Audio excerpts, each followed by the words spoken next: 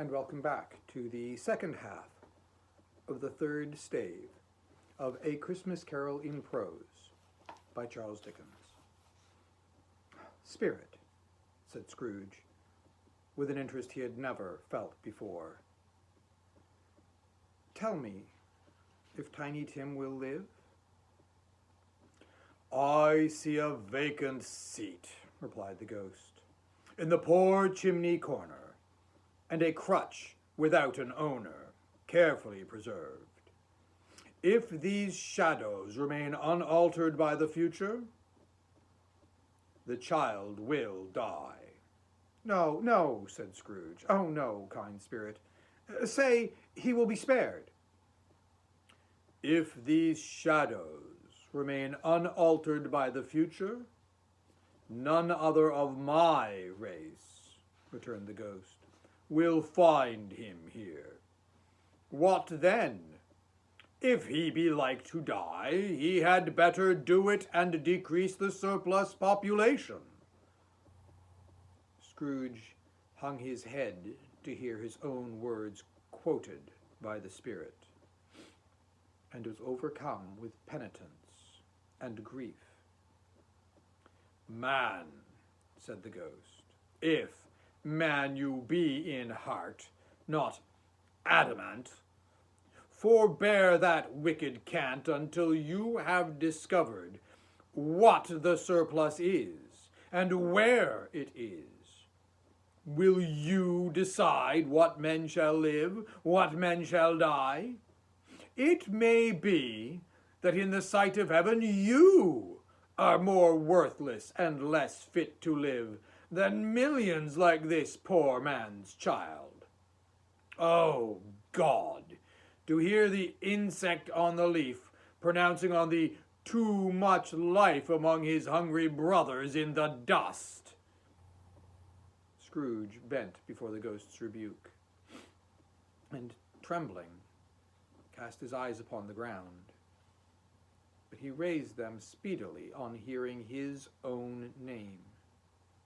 "Ah, Mr. Scrooge," said Bob.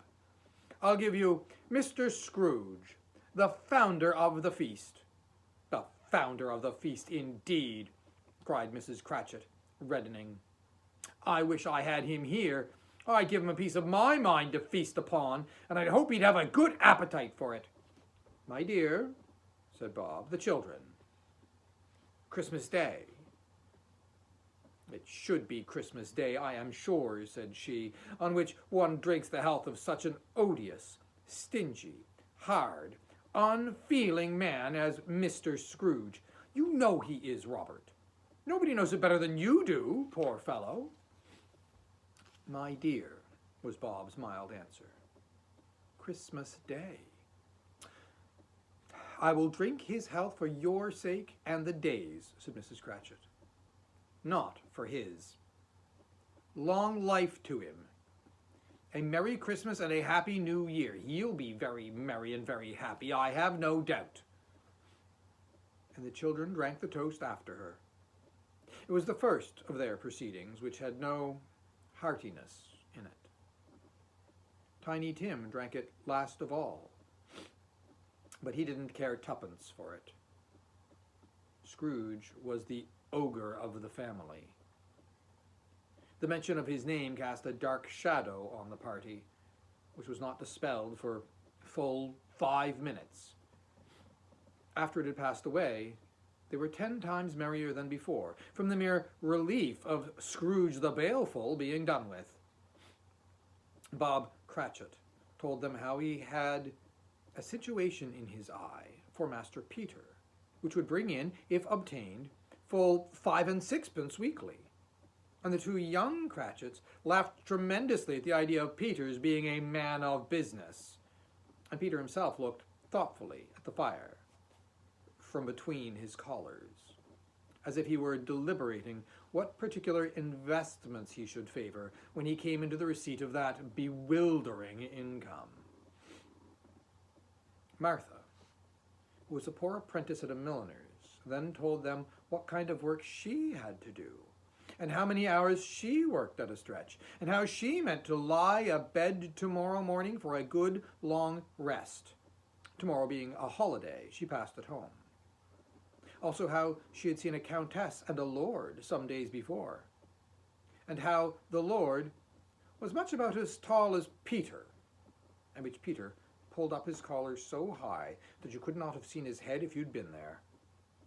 All this time the chestnuts and the jug went round and round, and by they had a song about a lost child traveling in the snow, from Tiny Tim, who had a plaintive little voice and sang it very well indeed. There was nothing of high mark in this. They were not a handsome family. They were not well dressed. Their shoes were far from being waterproof. Their clothes were scanty. And Peter might have known, and very likely did, the inside of a pawnbroker's. But they were happy, grateful, pleased with one another, and contented with the time. And when they faded, and looked happier yet in the bright sprinklings of the Spirit's torch at parting, Scrooge had his eye upon them, and especially on Tiny Tim, until the last. By this time it was getting dark, and snowing pretty heavily, and as Scrooge and the Spirit went along the streets, the brightness of the roaring fires in kitchens, parlors, and all sorts of rooms was wonderful. Here, the flickering of the blaze showed preparations for a cozy dinner, with hot plates baking through and through before the fire, and deep red curtains ready to be drawn to shut out cold and darkness. There, all the children of the house were running out into the snow to meet their married sisters, brothers, cousins, uncles, aunts, and be the first to greet them. Oh, here, again, were shadows on the window blind of guests assembling. And there a group of handsome girls, all hooded and fur-booted, and all chattering at once, tripped lightly off to some near neighbor's house, where woe upon the single man who saw them enter, artful witches, and well they knew it, in a glow. But if you had judged them from the numbers of people on their way to friendly gatherings, you might have thought that no one was at home to give them welcome when they got there, instead of every house expecting company, and piling up its fires half chimney high. Blessings on it, how the ghost exulted, how it bared its breadth of breast, and opened its capacious palm, and floated on, outpouring with a generous hand its bright and harmless mirth on everything within its reach. The very lamplighter who ran on before, dotting the dusky street with specks of light, and who was dressed to spend the evening somewhere, laughed out loudly as the Spirit passed, though little kenned the lamplighter that he had any company but Christmas. And now, without a word of warning from the ghost, they stood upon a bleak and desert moor, where monstrous masses of rude stone were cast about, as though it were the burial place of giants, and water spread itself wherever it listed, or would have done so, but for the frost that held it prisoner, and nothing grew but moss and furze and coarse rank grass. Down in the west, the setting sun had left a streak of fiery red, which glared upon the desolation for an instant like a sullen eye, and frowning lower, lower yet, was lost in the thick gloom of darkest night. "What place is this?" asked Scrooge. "A place where miners live, who labor in the bowels of the earth," returned the Spirit. "But they know me. See?" And a light shone from the window of a hut, and swiftly they advanced towards it. Passing through the wall of mud and stone, they found a cheerful company assembled round a glowing fire, an old man and woman, with their children, and their children's children, and another generation beyond that, all decked out gaily in their holiday attire, and the old man, in a voice that seldom rose above the howling of the wind upon the barren waste, was singing them a Christmas song. It had been a very old song when he was a boy, and from time to time they all joined in the chorus. So surely as they raised their voices, the old man got quite blithe and loud, and so surely as they stopped, his vigor sank again. And the spirit did not tarry here, but bade Scrooge hold his robe, and passing on above the moor, spread whither? Not to see? Not to see. To see. To Scrooge's horror, looking back, he saw the last of the land, a frightful range of rocks behind them, and his ears were deafened by the thundering of water as it rolled and roared and raged among the dreadful caverns it had worn, and fiercely tried to undermine the earth. Built upon a dismal reef of sunken rocks, some league or so from shore, on which the waters chafed and dashed the wild year through, there stood a solitary lighthouse. Great heaps of seaweed clung to its base, and storm birds, born of the wind, one might suppose, as seaweed of the water, rose and fell about it like the waves they skimmed.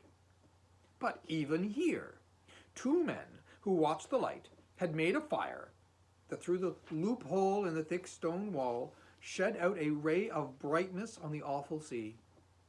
Joining their horny hands over the rough table at which they sat, they wished each other Merry Christmas in their can of grog. And one of them, the elder, too, with his face all damaged and scarred with hard weather, as the figurehead of an old ship might be, struck up a sturdy song that was like a gale in itself.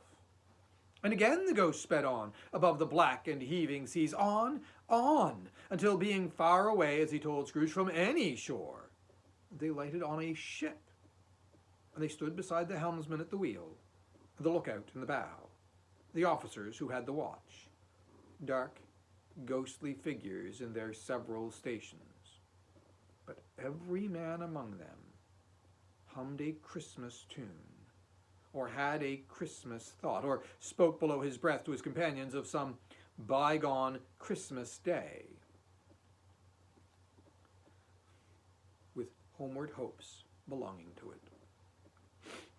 And every man on board, waking or sleeping, good or bad, had had a kinder word for another on that day than on any day in the year, and had shared to some extent in its festivities, and had remembered those he cared for at a distance, and had known that they delighted to remember him. It was a great surprise to Scrooge, while listening to the moaning of the wind, and thinking what a solemn thing it was to move on through the lonely darkness over an unknown abyss whose depths were secrets as profound as death. It was a great surprise to Scrooge, while thus engaged, to hear a hearty laugh. And it was a much greater surprise to Scrooge to recognize it as his own nephew's, and to find himself in a bright, dry, gleaming room with the spirit standing smiling by his side and looking at that same nephew with approving affability. "Ha, ha, ha!" laughed Scrooge's nephew. "Ha, ha! If you should happen, by any unlikely chance, to know a man more blessed in laugh than Scrooge's nephew, all I can say is, I should like to know him too. Introduce him to me, and I'll cultivate his acquaintance. It is a fair, even-handed, noble adjustment of things, that while there is infection in disease and in sorrow, there is nothing in the world so irresistibly contagious as laughter and good humor." When Scrooge's nephew laughed in his way, holding his sides, rolling his head, and twisting his face into the most extravagant contortions, Scrooge's niece by marriage laughed as heartily as he, and their assembled friends, being not a bit behindhand, roared out lustily. And he said that Christmas was a humbug, as I live, cried Scrooge's nephew, and he believed it too. "Oh, more shame for him, Fred," said Scrooge's niece indignantly. "Oh, bless those women. They never do anything by halves. They are always in earnest. She was very pretty, exceedingly pretty, with a dimpled, surprised-looking, capital face, a ripe little mouth that seemed made to be kissed, as no doubt it was. All kinds of good little dots about her chin that melted into one another when she laughed, and the sunniest pair of eyes you ever saw in any creature's head. Altogether, she was what you would have called provoking, you know, but satisfactory, too. Oh, perfectly satisfactory. Oh, he's a comical old fellow, said Scrooge's nephew. That's the truth. And not so pleasant as he might be.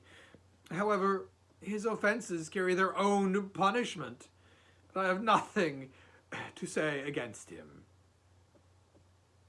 I am sure he is very rich, Fred, hinted Scrooge's niece. At least you always tell me so. Oh, what of that, my dear, said Scrooge's nephew.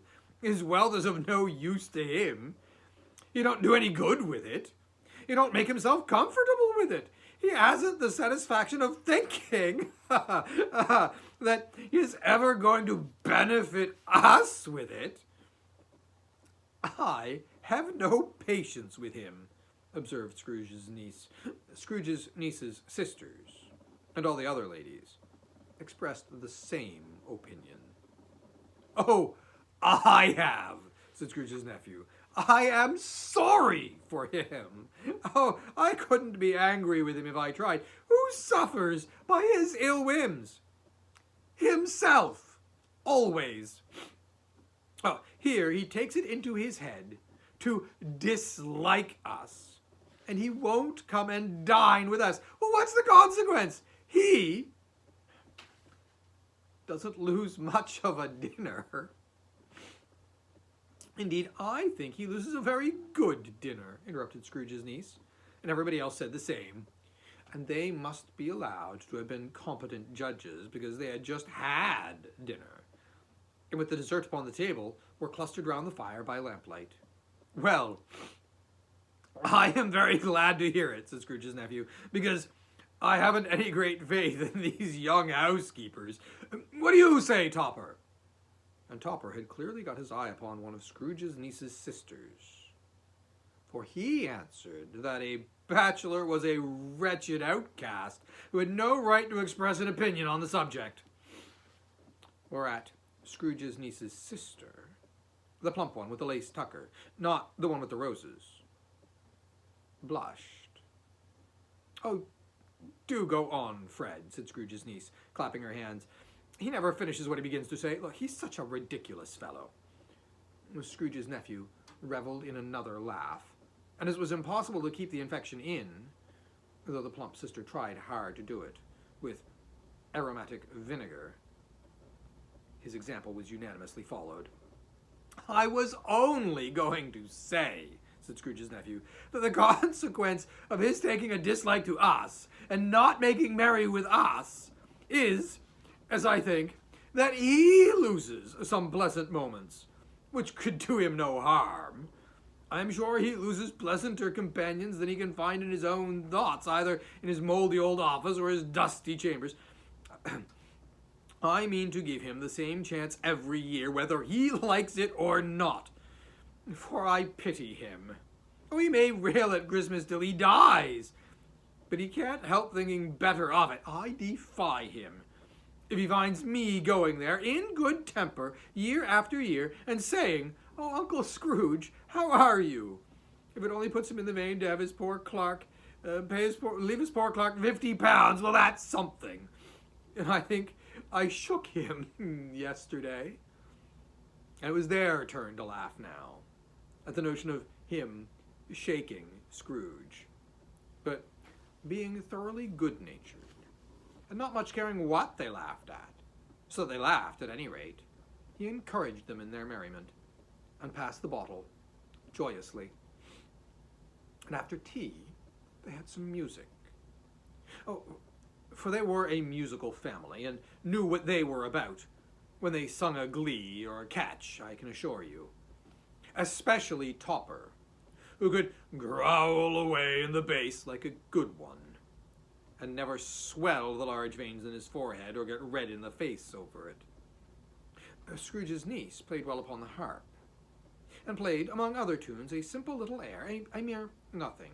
You might learn to whistle it in 2 minutes, which had been familiar to the child who had fetched Scrooge from the boarding school, as he had been reminded by the ghost of Christmas past. When this strain of music sounded, all the things that ghost had shown him came upon his mind.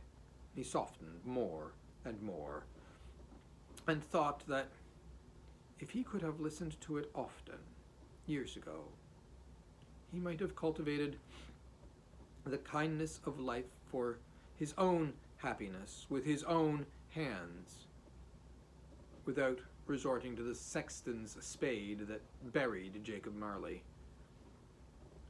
But they didn't devote the whole evening to music. After a while, they played at forfeits, for it is good to be children sometimes, and never better than at Christmas, when its mighty founder was a child himself.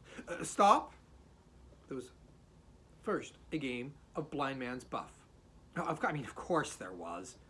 And I no more believe Topper was really blind than I believe he had eyes in his boots. My opinion is that it was a done thing between him and Scrooge's nephew, and that the ghost of Christmas present knew it. The way he went after that plump sister in the lace tucker was the outrage on the credulity of human nature, knocking down the fire irons, tumbling over the chairs, bumping up against the piano, smothering himself among the curtains. Wherever she went, there went he. Oh, he always knew where the plump sister was. He wouldn't catch anybody else. If you had fallen up against him, as some of them did, and stood there, he would have made a feint of endeavoring to seize you, which would have been an affront to your understanding, and would instantly have sidled off in the direction of that plump sister. Oh, she often cried out that it wasn't fair. And it really was not.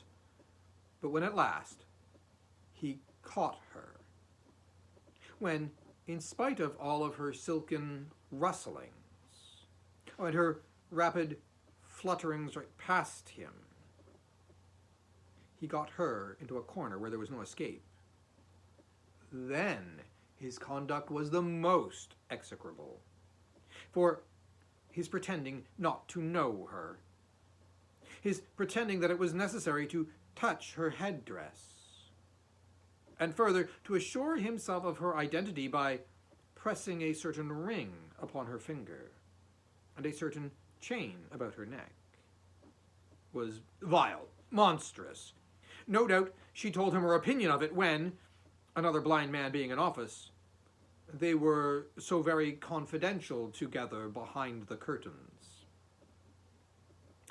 Scrooge's niece was not one of the blind man's buff party, but was made comfortable with a large chair and a footstool in a snug corner where the ghost and Scrooge were close behind her. But she joined in the forfeits, and loved her love to admiration with all the letters of the alphabet. And likewise at the game of how, when, and where she was very great. And to the secret joy of Scrooge's nephew, beat her sisters hollow, though they were sharp girls too, as Topper could have told you. There might have been 20 people there, young and old, but they all played. Oh, and so did Scrooge, for, wholly forgetting in the instant that he had, in the interest in what he had is going on, that his voice made no sound in their ears, he sometimes came out with his guess, quite loud, and very often guessed right, too. For the sharpest needle, best Whitechapel, warranted not to cut in the eye, was not sharper than was Scrooge, blunt, as he took it in his head to be. The ghost was greatly pleased to find him in this mood, and looked upon him with such favour that he begged like a boy to be allowed to stay until the guests departed. But this, the spirit said, could not be done. "But here is a new game," said Scrooge. "Oh, 1/2 hour, spirit, only one." It was a game called Yes and No, where Scrooge's nephew had to think of something, and the rest must find out what. He only answering to their questions yes or no, as the case was.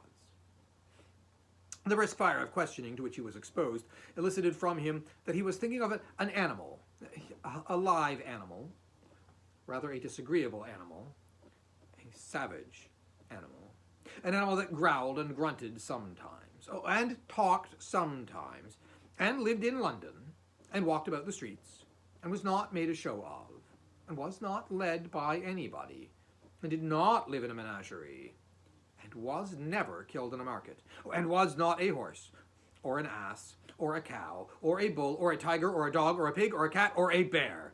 At every fresh question that was put to him, his nephew burst into a fresh roar of laughter, and was so inexpressibly tickled that he was obliged to get up off the sofa and stamp.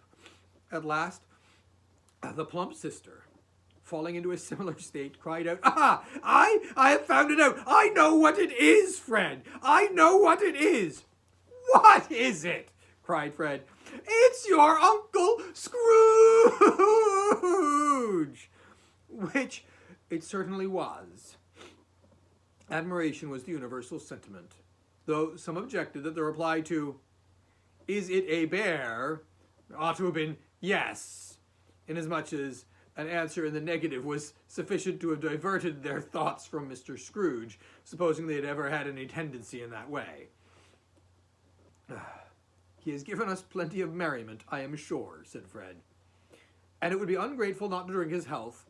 So here is a glass of mulled wine ready to our hand at the moment, and I say, Uncle Scrooge." "Well, Uncle Scrooge," they cried. "A Merry Christmas and a Happy New Year to the old man." "Whatever he is," said Scrooge's nephew, "he would not take it from me, but may he have it none the less. Uncle Scrooge." And Uncle Scrooge had imperceptibly become so gay and light of heart that he would have pledged the unconscious company in return, and thanked them in an inaudible speech, if the ghost had given him time. But the whole scene passed off in the breath of the last words spoken by his nephew, and he and the spirit were again upon their travels. And much they saw, and far they went, and many homes they visited, but always with a happy end. The spirit stood beside sick beds, and they were cheerful, on foreign lands, and they were close at home, by struggling men, and they were patient in their greater hope, by poverty, and it was rich, in almshouse, hospital, and jail, in misery's every refuge, where vain man in his little brief authority had not made fast the door and barred the spirit out, he left his blessing, and taught Scrooge his precepts. It was a long night. Well, if it were only a night. But Scrooge had his doubts of this, because the Christmas holidays appeared to be condensed into the space of time they passed together. It was strange, too, that while Scrooge remained unaltered in his outward form, the ghost grew older, clearly older. Scrooge had observed this change, but never spoke of it until they left a children's 12th night party, when, looking at the spirit, as they stood together in an open place, he noticed that its hair was gray. "Are spirits' lives so short?" asked Scrooge. "My life upon this globe is very brief," replied the ghost. "It ends tonight." "Tonight?" said Scrooge. "Tonight at midnight. Oh, hark! The time is drawing near." And the chimes were ringing the 11:15 at that moment. "Well, forgive me if I am not justified in what I ask," said Scrooge, looking intently at the spirit's robe. "But I see something strange, and not belonging to yourself, protruding from your skirts. Is it a foot? Or a claw?" "Oh, it might be a claw, for all the flesh there is upon it," was the spirit's sorrowful reply. "Look, here." And from the foldings of its robe, it brought 2 children, wretched, abject, frightful, hideous, miserable. They knelt down at its feet, and clung upon the outside of its garment.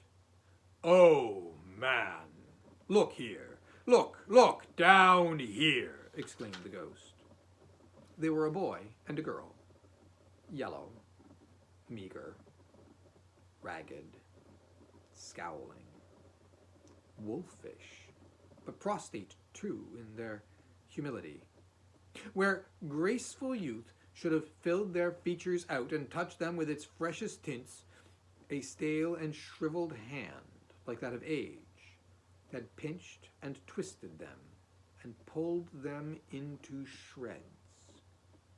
Where angels might have sat enthroned, devils lurked and glared out menacing.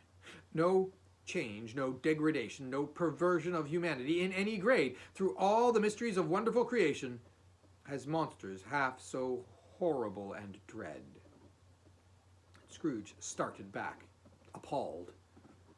Having them shown to him in this way, he tried to say that they were fine children. But the words choked themselves rather than be parties to a lie of such enormous magnitude. Spirit, are they yours? Scrooge could say no more. They are man's, said the spirit, looking down upon them. and they cling to me, appealing from their fathers. This boy is ignorance, and this girl is want. Beware them both, and all of their degree, but most of all beware this boy. For on his brow I see that written which is doom, unless the writing be erased. Deny it, cried the spirit, stretching out its hand toward the city. Slander those who tell it you. Admit it for your factious purposes and make it worse, and bide the end. But have they no refuge or resource? Cried Scrooge. Are there no prisons? Said the spirit, turning on him for the last time with his own words. Are there no workhouses? And the bell struck 12. And Scrooge looked about him for the ghost, and saw it not. As the last stroke ceased to vibrate, he remembered the prediction of old Jacob Marley, and lifting up his eyes, beheld a solemn phantom, draped and hooded, coming like a mist along the ground towards him.